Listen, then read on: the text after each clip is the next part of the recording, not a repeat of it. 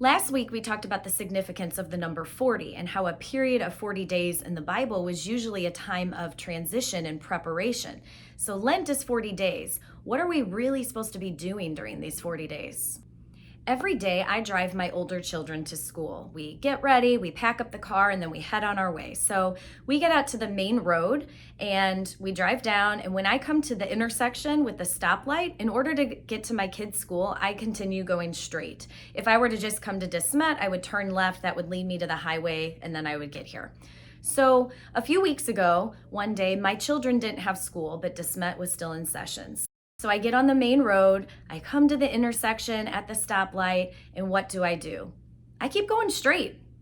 I keep going down the road, and it wasn't until about 30, 45 seconds later until I realized I don't have my kids in my car. I'm not taking them to school. What am I doing? I missed the turn because I wasn't paying attention. Well, what's my point? Well, obviously, I've gotten into a routine. I do the same thing every day. And when the destination changed or my plans changed for that day, I wasn't really thinking about it. And I just kept going through the motions of what I normally do every day. I view Lent as this time to kind of call attention to what I'm doing in my routine, because sometimes I do things without thinking. So Lent is kind of like this spiritual awakening that, hey, my destination is different. I need to pay attention. I need to be a little more thoughtful in my actions during the day to make sure that I don't miss the turn. You might have heard that it takes 40 days to make a change, 20 days to break a habit, and 20 days to begin a new one. So how perfect is it that Lent gives us this opportunity to prepare our hearts in a new way? So during Lent, the church gives us 3 pillars that we can focus on for our growth so we can get to the big day, the big game, and be fully prepared. Prayer, fasting, and almsgiving.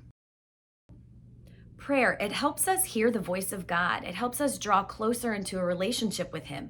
We can't really know Him if we don't talk to Him. Talk to Him like a friend. Tell Him about your life. Maybe pray and reflect on the stations of the cross this Lent so you can think about what He endured for us.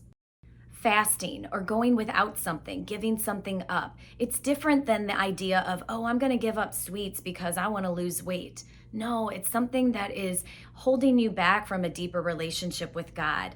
It's something to help call to mind that relationship. So maybe it's like, oh, I play too many video games and I don't talk to my family as much. Or, oh, I'm on my phone too much. I'm really not having any relationships at school. Or maybe it's something that you really enjoy, and so you want to give it up because you know it's going to be tough. And so you might face a little temptation or a little suffering, and you can offer it to God as recompense for your wrongdoings or as a reminder throughout the day, like, oh, I'm really craving soda. Hey, Lord, thank you for what you did for me. I love you. And offer it as a prayer instead. Almsgiving. It's basically doing service for others. God calls us to serve others, and so it's through this service that we get to know Him better by serving His creation.